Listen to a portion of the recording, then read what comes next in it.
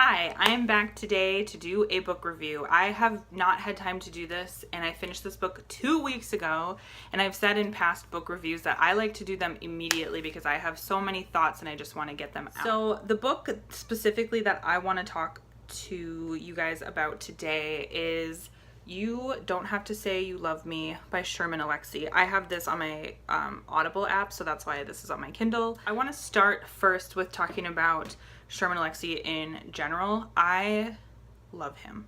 I have only read 2 of his books. The first book that I read of his was The Absolutely True Story of a Part-Time Indian. This is taught in high schools, and it's actually one of the most challenged books, I believe. He talks about all sorts of stuff in here. Nothing that I find crazy, like inappropriate. He talks a little bit about like masturbation and stuff, and I think that's where people really feel uncomfortable, but he does swear a lot.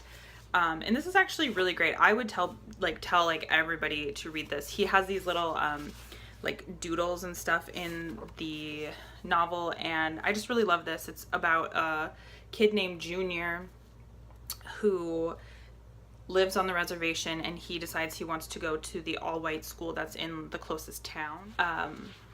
And just how he deals with that. So I wanted to intro this because I actually listened to this, the first time I read it, I listened to it on audio, and he has a very specific way that he speaks, and right away I thought it sounded kind of odd for storytelling, but now I grew to really love it. And he has this, he calls it a sing-song, I can't remember, he talks about it in You Don't Have to Say You Love Me.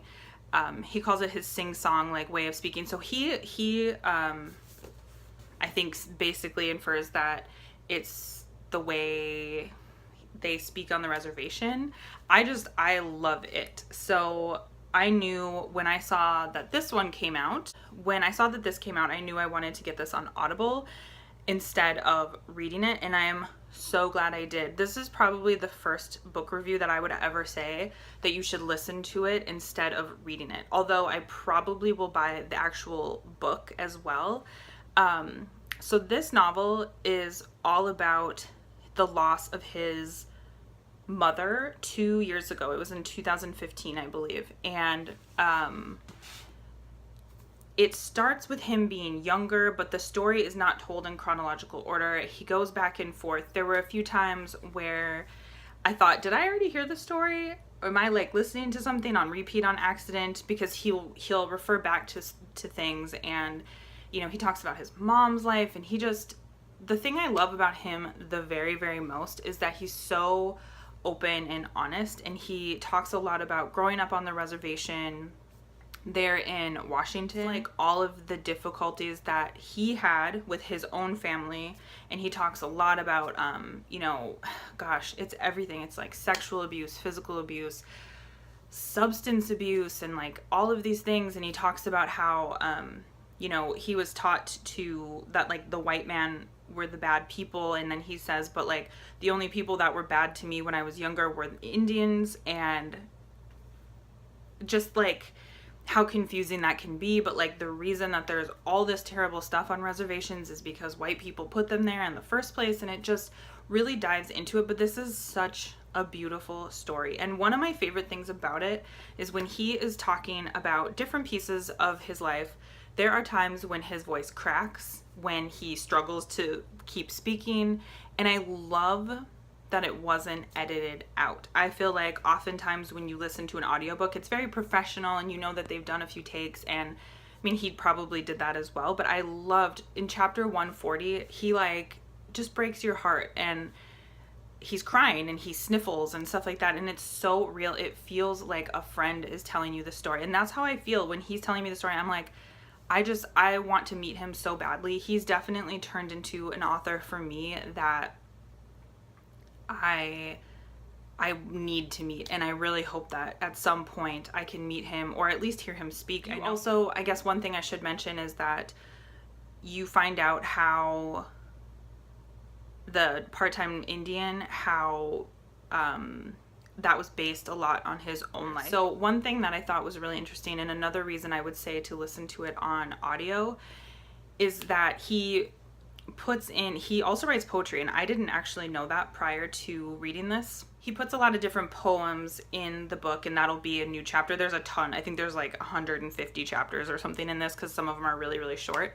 And he does a lot of repetitive lines in his poems, but so I know if I had read it and I had seen, you know, that it was the same line like 6 times, I would have just been like, bzz, and I would have just moved on.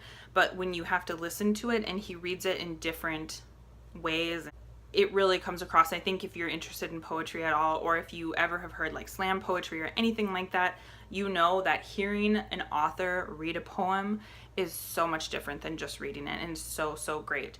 I feel like mostly this review is just like me verbally vomiting all of my thoughts and feelings. This is why I like to do it so soon after I've finished reading it, but this is definitely one that I would tell people to listen to, and I would definitely tell people to read it. I think it's important. He makes a little bit of political commentary. I just think it's like, it's really important to read about the devastation of what people are still going through when they live on reservations, and that's not something that happened, you know, happened so long ago in our history and it's just fixed, because it's not fixed. And I think it's really important to read.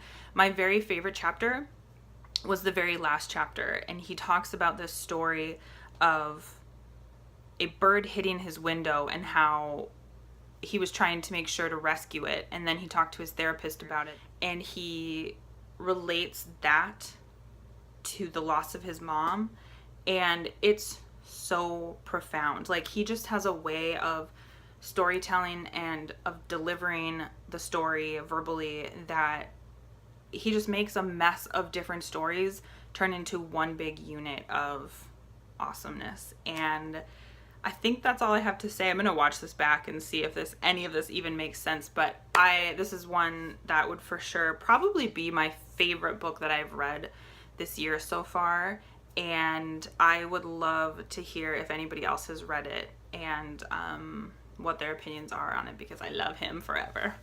Okay, so I hope you have a great day, and thank you for listening to me ramble. Goodbye.